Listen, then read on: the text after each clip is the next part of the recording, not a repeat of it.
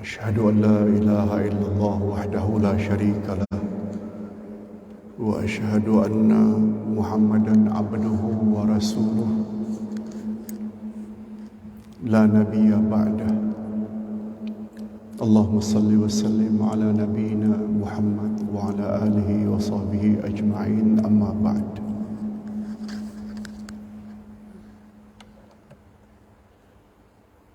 Hadirin dan hadirat para jemaah sekalian,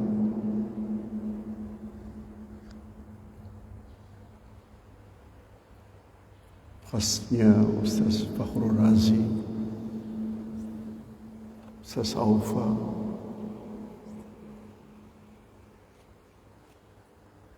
Ustaz Agus,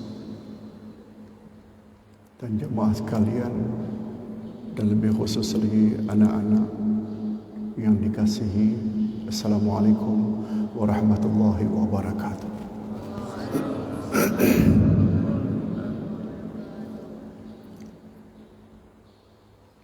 InsyaAllah pagi ini Ustaz akan balik ke Kuala Lumpur setelah 6 hari berada di Batam.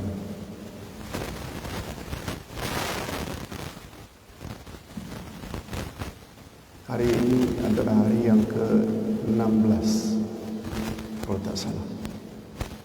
Betul Pak? Ramadan kita hari yang ke-16. Esok 17 Ramadan. Yang kita selalu dengar istilah nuzulul Quran. Di beberapa negeri, kalau di Malaysia itu public holiday, cuti, libur, termasuk Indonesia. Indonesia tak? Di Malaysia beberapa negeri cuti pada 17 Ramadan memperingati nuzul Quran. Nah, kuliah tazkirah ringkas pagi ini insyaAllah kita akan singgung makna nuzulul Quran. Yang kedua,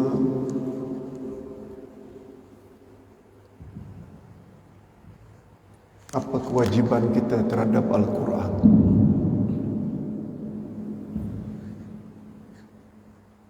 Nuzul maknanya turun. Nuzul apa maknanya? Turun. Nuzulul Quran maknanya turun Al-Quran.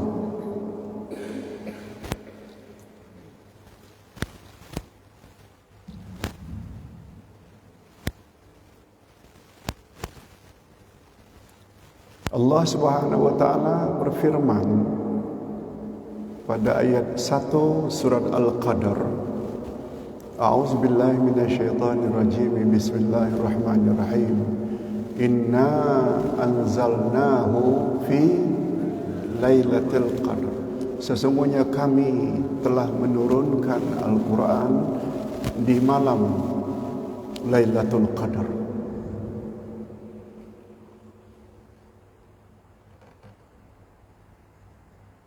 Allah yang sebut Dia telah turunkan Al-Quran di malam Lailatul Qadar.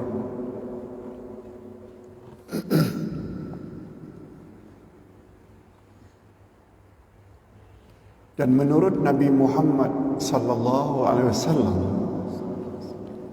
Lailatul Qadar itu terjadi 10 Ramadan terakhir. 10 Ramadan terakhir. Kalau ingin cari Lailatul Qadar, carilah pada 10 terakhir bulan Ramadan. Betul tak 10 terakhir itu bermula 20 hingga akhir?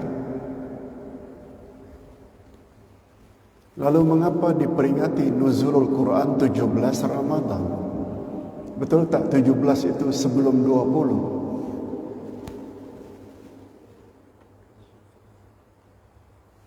Di sinilah kita perlu tahu, di sinilah kita perlu ada ilmu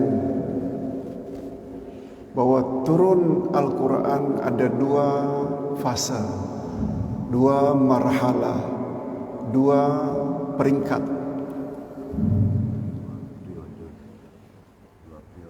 dua periode.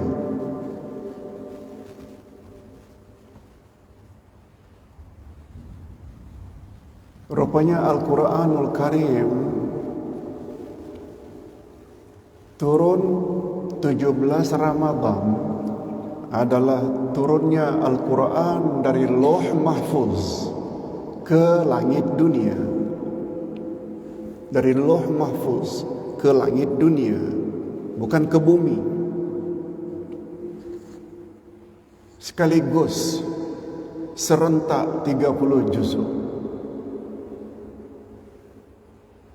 Itu penurunan pertama, penurunan periode pertama dari Lauh Mahfuz ke langit dunia. Langit dunia ni maknanya, langit maknanya atas, dunia ini yang paling dekat dengan bumi.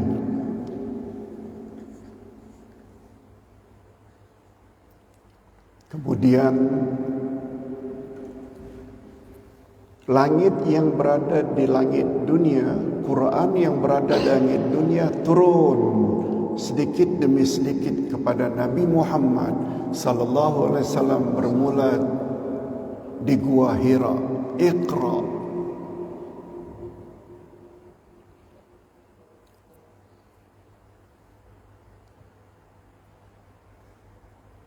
Itu penurunan periode yang kedua.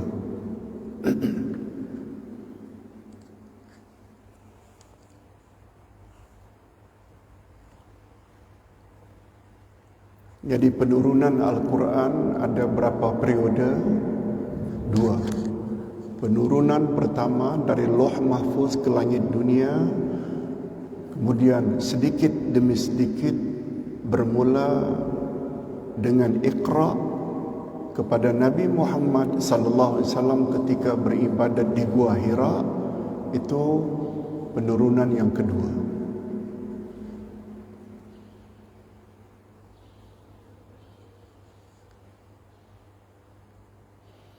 Jadi yang kita peringati ini 17 Ramadan sebagai nuzulul Quran, itu adalah penurunan periode yang kedua.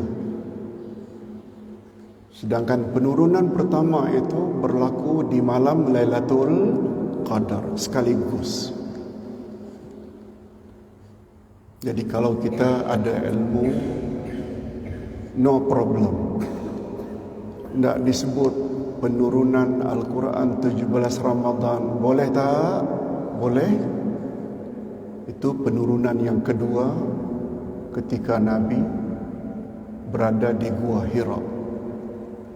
Tak dikatakan turunnya Al-Quran di malam Lailatul Qadar juga boleh tak?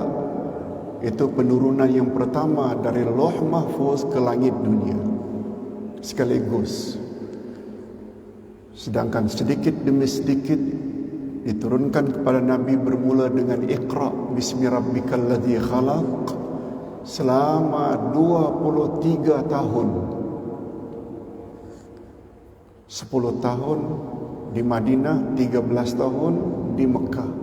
Itu penurunan yang kedua. Okey.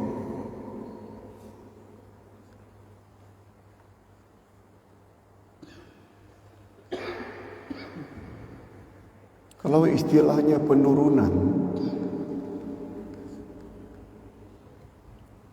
maknanya Al-Quran itu betul tak pada asalnya berada di tempat yang tinggi? Betul tak? Namanya turun kan maknanya dari atas ke bawah.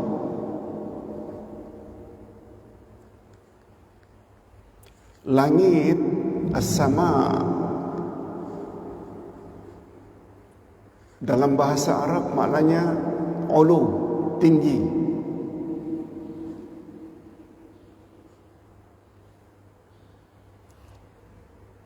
As-sama maknanya tinggi, langit. Betul tak bahasa Melayu? Mulut bahagian atas namanya langit-langit. Betul tak? Atas, bukan bawah.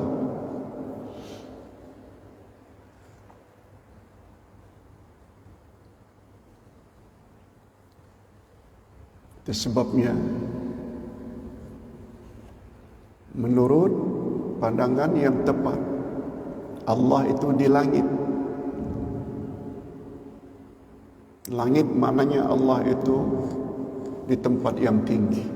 Betul tak Nabi Muhammad sallallahu alaihi wasallam Mi'raj, naik ke langit, menerima kewajiban salat 50 waktu. Betul tak Isra dan Mi'raj di langit? Setelah melalui langit pertama, kedua, ketiga, keempat, kelima, keenam, ketujuh, naik lagi di atas Sidratul Muntaha, Nabi Muhammad menerima kewajiban salat.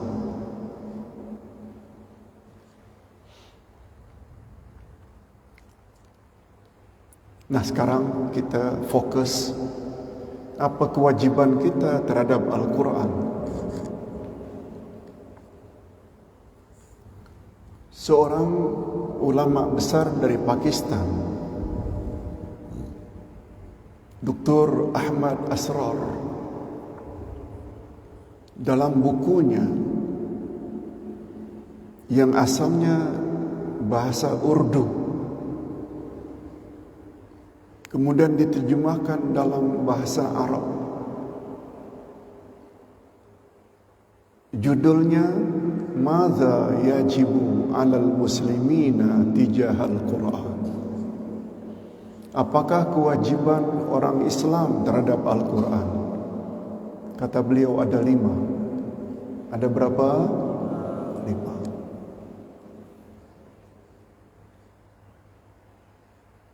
Di sini nanti kita baru tahu, oh, kewajiban kita terhadap Al-Quran ada 5 rupanya. Bukan hanya sekedar baca. Tolong ikuti. Al-imanu bihi,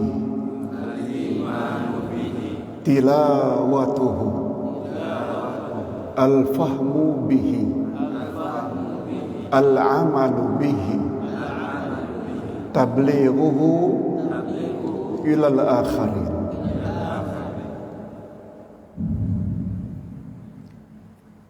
Yang pertama, kewajiban umat Islam terhadap Al-Quran, al-imanu bihi, beriman pada Quran.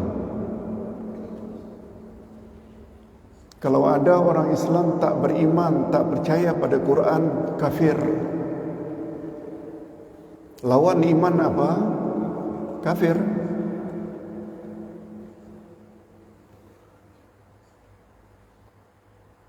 Setelah beriman, percaya Quran itu kalamullah,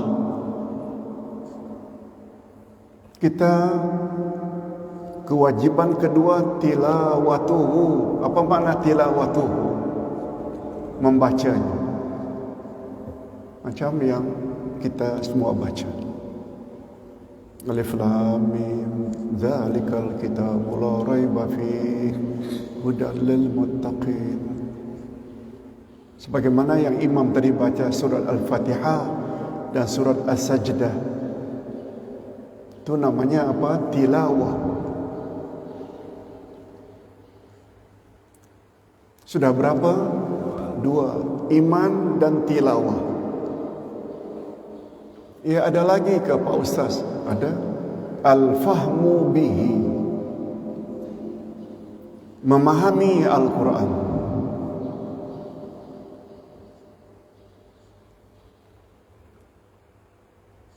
Betul tak hadirin dan hadirat dan anak-anak yang dikasihi, tujuan Quran diturunkan oleh Allah untuk dijadikan pedoman? Betul tak? Tolong ikuti. Dzalikal kitabu la raiba fihi, hudal lil muttaqin.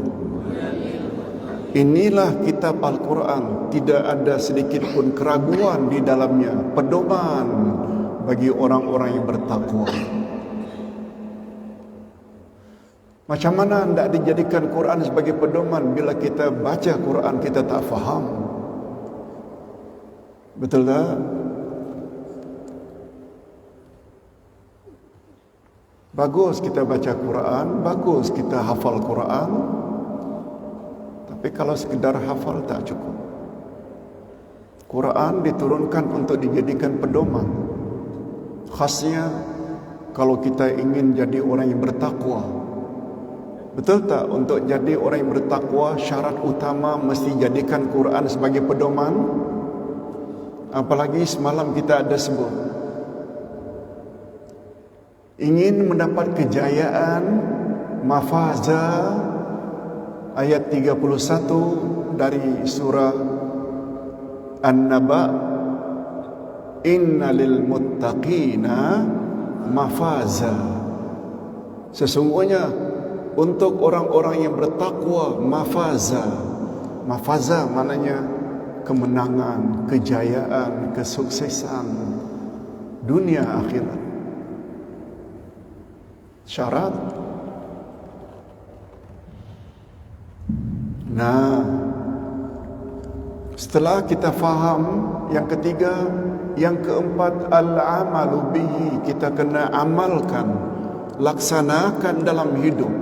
Suruhan-suruhan Quran wajib tak kita buat? Wajib. Larangan-larangan Quran wajib tak kita jauhi? Yes, itu namanya amal. Dan macam mana kita hendak amalkan bila kita tak faham dulu? Dah 4 dah. Iman, tilawah, baca, faham, amal pun tak cukup. Ustaz sudah beriman, Ustaz sudah baca, Ustaz sudah faham, Ustaz sudah amalkan secara peribadi, tak cukup. Apa yang Ustaz tahu dan amal, Ustaz perlu sampaikan tak pada orang lain? Perlu tak? Semalam kita ada sebut. Masih ingat tak perbezaan saleh dan muslih? Masih ingat? Saleh dan muslih, mana yang lebih baik? Muslih. Saleh untuk diri sendiri saja baik, itu dah bagus dah.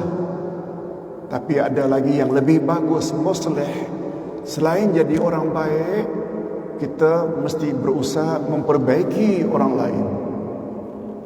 Sekali lagi, mana yang lebih baik, saleh dengan muslih? Muslih. Itu sebabnya kita beriman pada Quran. Kita baca Quran. Kita faham Quran. Kita amalkan Quran secara peribadi. Kita juga mesti sampaikan kepada yang lain-lain.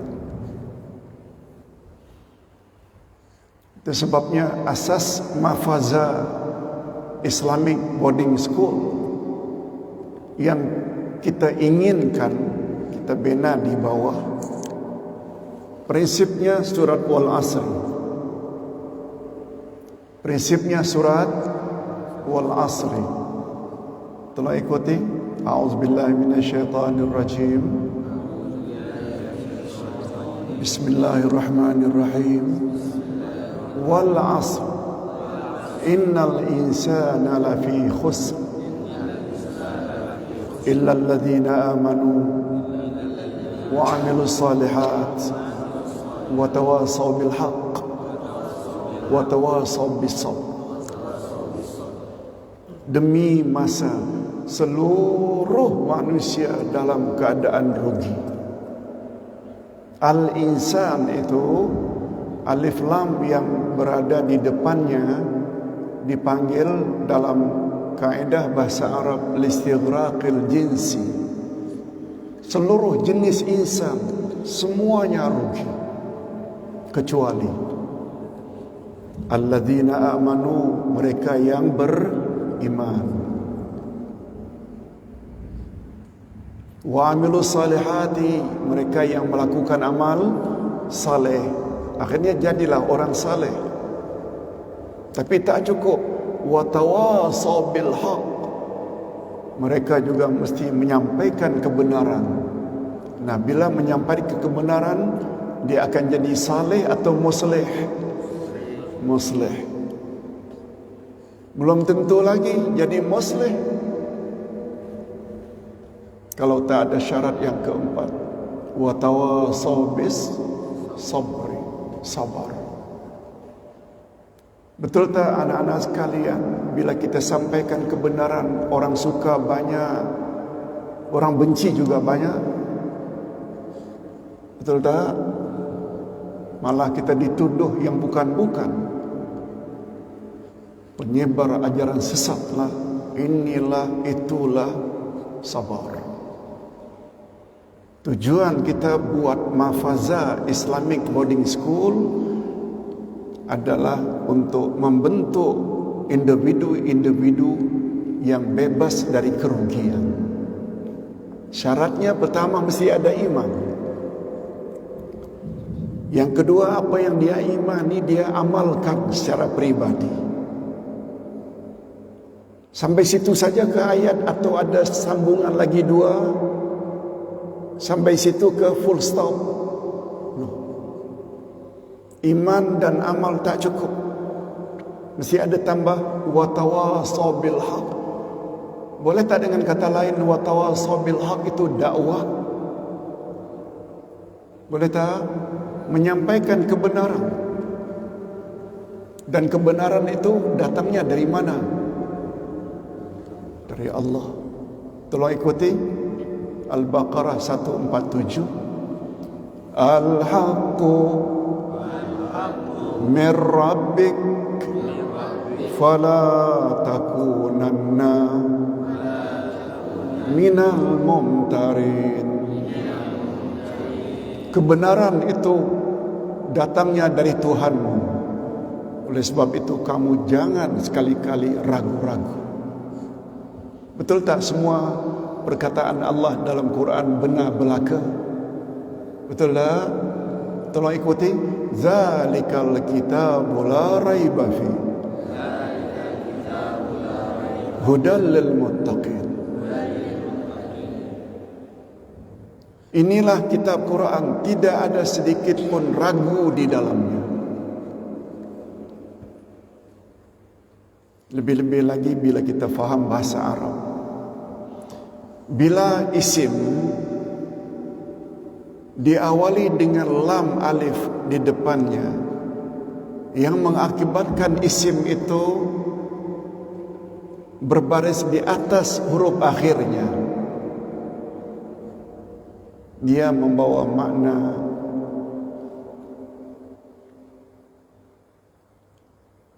penafian jenis.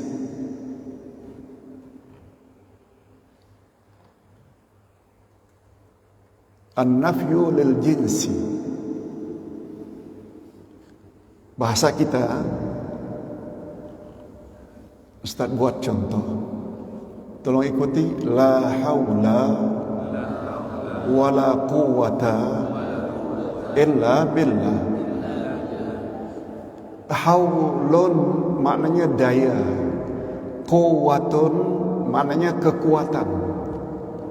Tapi bila kita baca hauqalah, la haula. Mengapa haulun jadi haula? Karena lam itu menafikan jenis daya upaya kita. Mengapa quwwatun jadi quwwata wala quwwata? Karena penafian la itu segala jenis kekuatan kita tak punya. Semuanya kepunyaan siapa? Tidak ada daya kita, tidak ada kekuatan kita kecuali dengan izin Allah. Itu sebabnya ilahun maknanya Tuhan yang berhak disembah. Mengapa dalam kalimat tauhid, tolong ikuti, la ilaha illallah tidak ada satu jenis Tuhan pun yang berhak disembah melainkan Allah. Nah, raibun maknanya ragu-ragu. Tapi Allah sebut zalikal kitabu la raiba fi. Mengapa raiba? Karena tidak ada satu jenis ragu pun yang ada dalam Quran. Betul lah, semua yang ada dalam Quran wajib kita yakini. Tak boleh ragu. Ragu boleh murtad. Allahu Akbar. Disinilah anak-anak, mengapa kita perlu belajar bahasa Arab. Betul tak Quran diturunkan dalam bahasa Arab? Macam mana hendak menafsirkan Quran dengan betul bila tak tahu kaedah-kaedahnya, grammarnya, nahunya, sarafnya, balaghahnya? Itu sebabnya kita belajar di Mahfazah ini. Beruntung tak? Beruntung tak? Bukan kita saja, ibu bapa kita. Bukan beruntung di dunia saja, juga beruntung nanti di alam kubur dan di alam barzakh. Masih ingat tak? Manusia dicipta oleh Allah untuk hidup selama-lamanya atau sementara? Nah, dah pandai dah. Selama-lamanya. Tapi mesti pindah dari satu alam ke alam berikutnya. Semalam kita dah sebut ada berapa alam yang mesti kita lalui? 5. Alhamdulillah, masih ingat. Alam roh, alam rahim, alam dunia, lagi alam barzakh, lagi alam akhirat. Itu sebabnya kata para sahabat, tolong ikuti, khuliqan nasu lil abad walakinnahum yantaqiluna min darin ila dar. Manusia dicipta oleh Allah untuk hidup kekal abadi selama-lamanya. Hanya saja mereka mesti pindah dari satu alam ke alam berikutnya. Kita sekarang berada di alam yang keberapa? Betul tak segala usaha kita di alam ini sangat menentukan bahagia atau menderita di alam kubur dan alam akhirat? Yes. Kita semalam ada baca satu hadis, ad-dunya mazra'atul akhirah. Dunia adalah kebun akhirat. Di sini kita bercocok tanam, hasilnya kita petik di mana? Di akhirat. Malah sebelumnya di alam kubur kita dah petik hasilnya. Allahu Akbar. Quran penuh dengan ilmu-ilmu seperti ini. Sekali lagi, kewajiban kita terhadap Al-Quran ada berapa tadi? 5. Pertama, iman. Yang kedua, baca, tilawah. Yang ketiga, faham. Yang keempat, amal. Yang kelima, sebar-sebarkan, sampaikan. Okey, kita ulas sedikit atau secara ringkas setiap poin yang 5 tadi. Iman. Apa maksud iman pada Quran, Pak Ustaz?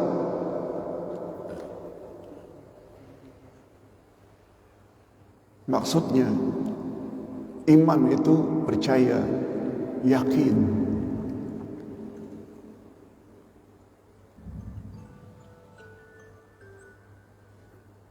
Hadirin dan hadirat, khasnya anak-anak,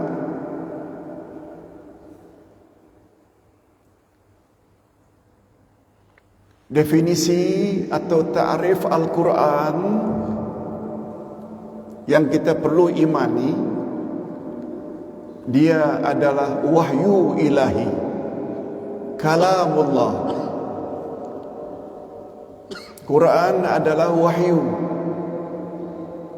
yang Allah turunkan kepada Rasul terakhir bernama Nabi Muhammad sallallahu alaihi wasallam melalui malaikat Jibril dalam bahasa Arab. Quran maknanya wahyu daripada Allah, perkataan Allah yang Allah turunkan kepada Rasul terakhir melalui malaikat Jibril dalam bahasa Arab. yang dijamin tidak boleh dipalsukan hingga kiamat. Betul tak? Itu dia Quran. Tolong ikuti ayat 9 surat Al-Hujr. Inna nahnu nazzalna dzikr wa inna lahu lahafizun. Sesungguhnya kamilah yang telah menurunkan Quran, dan sesungguhnya kami pula lah yang akan menjamin Quran daripada dipalsukan. Kitab dari langit pernah diturunkan oleh Allah kepada nabi-nabi atau rasul-rasul sebelumnya. Banyak tak? Banyak tak? Quran saja kah? Tidak. Ada tak Taurat, Injil, Zabur, Suhuf? Semua itu tidak ada jaminan. Satu-satunya kitab yang dapat jaminan tidak boleh dipalsukan hanya Al-Quran. Apa sebab bila ditanya Quran dijamin tak boleh dipalsukan? Kalau ditanya apa sebab, Pak Ustaz? Sebab Nabi Muhammad adalah Rasul yang terakhir. Andai kata Al-Quran boleh dipalsukan, betul tak? Tidak ada Rasul lagi yang akan membetulkannya. Betul tak? Beza dengan Taurat. Kalau ada Taurat itu dipalsukan, datang Nabi Isa bawa Injil membetulkan. Setelah Injil diturunkan, datang lagi Nabi Muhammad membetulkan. Tapi bila Quran diturunkan, tidak ada Nabi lagi setelah Nabi Muhammad. Bila Quran itu boleh dipalsukan, siapa yang akan membetulkannya? Boleh faham? Ya, logiknya macam itu. Beruntung tak kita diberi oleh Allah Al-Quran? Beruntung tak? Sangat-sangat beruntung. Itu makna iman pada Al-Quran. Tapi kita kena ingat, rukun iman yang pertama, iman kepada Allah. Betul tak? Dan iman kepada Allah sempurna atau belum bila kita tidak beriman pada Quran? Sempurna tak? Tak. Apa sebab? Quran kalamullah. Betul tak? Quran itu kalamullah, ucapan Allah. Kalau tak percaya pada Quran, bermakna kita tak percaya dengan apa yang Allah kata. Rosak tak iman kita?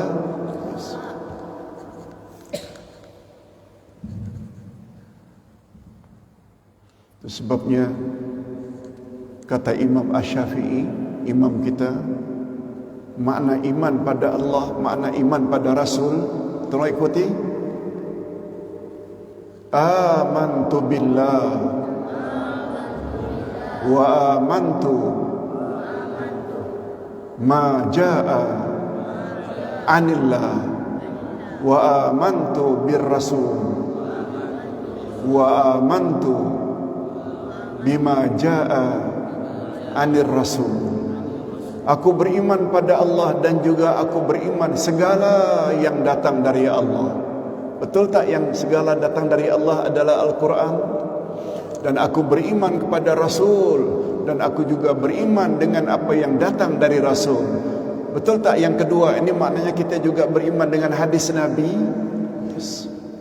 Itu sebabnya kalau ada manusia beriman hanya pada Quran, tolak hadis Nabi, murtad. Ada tak golongan yang memanggil dirinya golongan anti hadis? Ada. Rosak iman mereka. Itu sebabnya fatwa di negeri Perak, siapa yang beriman pada Quran lalu dia menolak hadis, murtad hukumnya. Berdasarkan, betul tak Nabi Muhammad adalah maksum? Maksum maknanya terpelihara dari segala kesilapan dan dosa. Tolong ikuti ayat 3 dan 4 dari surat An-Najmi Apa kata Allah tentang Nabi?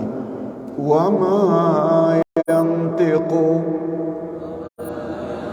'anil hawa in huwa illa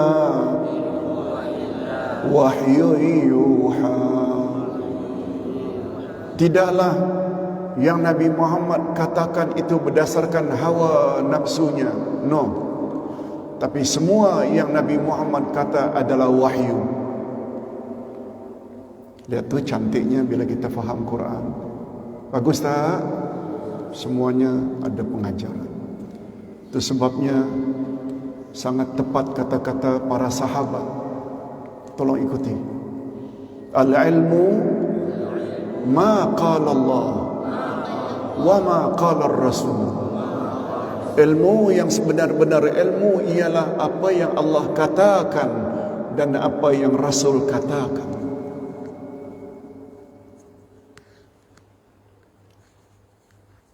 Hadirin dan hadirat, khasnya anak-anak, kalau kita boleh menilai sesuatu buku, kitab,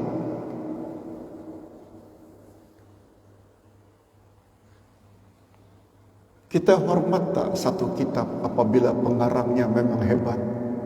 Hormat tak?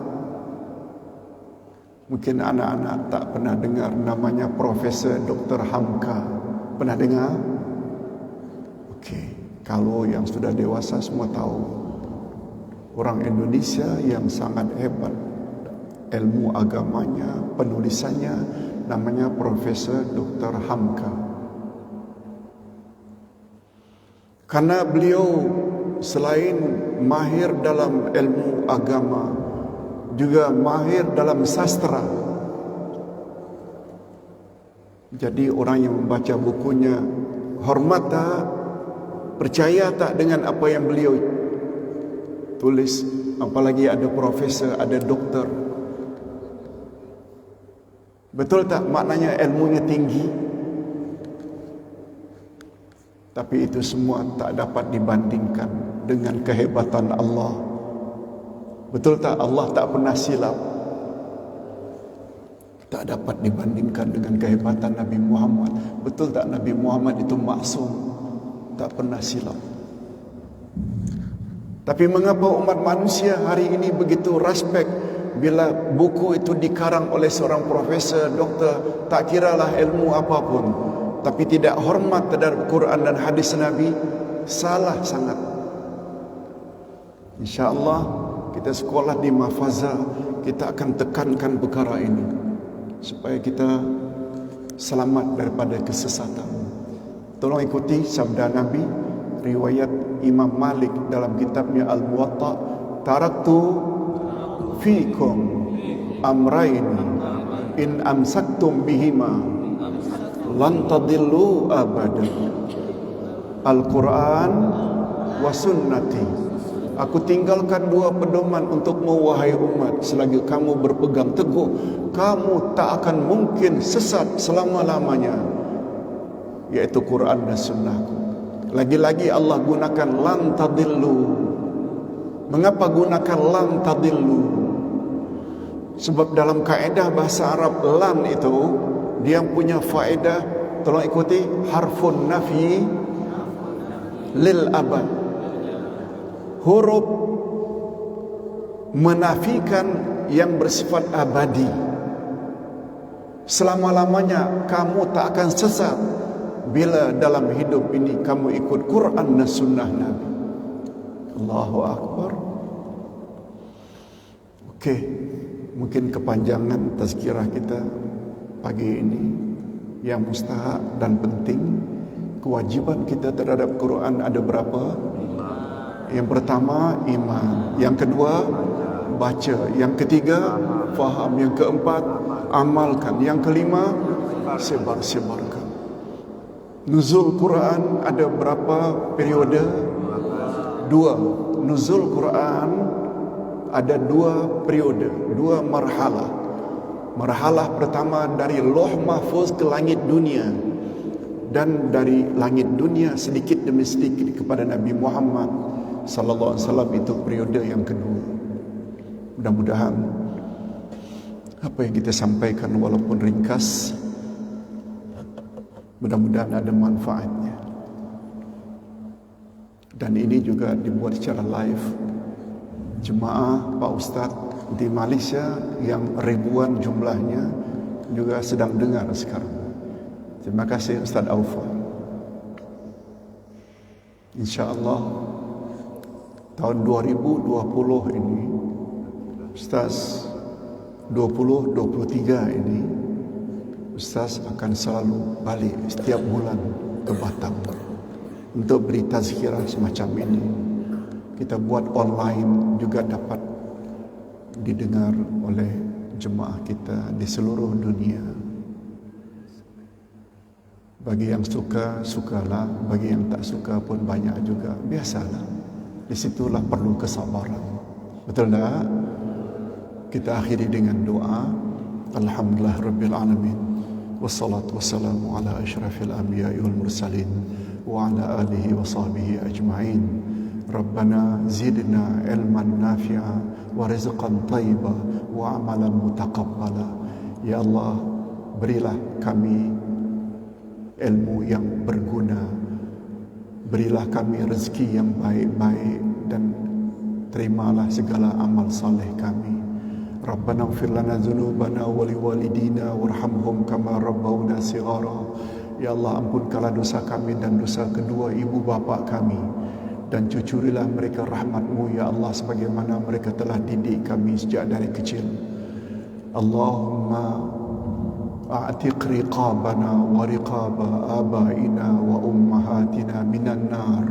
Ya Allah, bebaskanlah kami, juga bebaslah ibu bapa kami daripada api neraka. Allahumma a'tiq riqabana wa riqaba ikhwanina wa akhawatina. Ya Allah, bebaskanlah diri kami dan bebaskanlah saudara-saudara kami yang laki-laki dan perempuan daripada api neraka. Allahumma a'tiq riqabana wa riqaba abnaina wa banatina wa ahlina wal muslimin jami'a minan nar. Ya Allah, bebaskanlah kami dari api neraka. Bebaskanlah anak-anak kami laki-laki dan perempuan. Bebaskanlah ahli keluarga dan kaum kerabat kami. Bebaskanlah umat Islam daripada api neraka. Allahumma aslih lana dinana alladhi huwa ismatu amrina, wa aslih lana dunyana allati fiha ma'ashuna, wa aslih lana akhiratana allati ilaiha ma'aduna, waj'al al-hayata ziyadatan lana fi kulli khair, waj'al al-mauta rahatan lana min kulli syarr. Ya Allah, perbaikilah agama kami, sebab ialah yang akan mengatur segala urusan kami. Ya Allah, perbaikilah dunia kami, sebab padanya kami menjalani kehidupan. Ya Allah, perbaikilah akhirat kami, sebab kepadanya semua kami akan menuju. Ya Allah, jadikanlah sisa-sisa hidup kami ini sebagai tanda pertambahan amal-amal saleh kami, dan jadikanlah kematian kami kelak sebagai tanda berakhirnya dosa-dosa kami. Rabbana atina fid dunya hasanah wa fil akhirati hasanah wa qina adzabannar. Ya Allah, berilah kami kebaikan di dunia, berilah kami kebaikan di akhirat, dan hindarkan kami dari api neraka. Allahumma khtim lana bi husnil khatimah wa la takhtim alaina bi su'il khatimah. Sallallahu ala nabiyyina Muhammad wa ala alihi washabihi ajma'in. Alhamdulillah rabbil alamin. Subhanakallahumma wa bihamdik, asyhadu an la ilaha illa anta, astaghfiruka wa atubu ilaik. Assalamualaikum warahmatullahi wabarakatuh.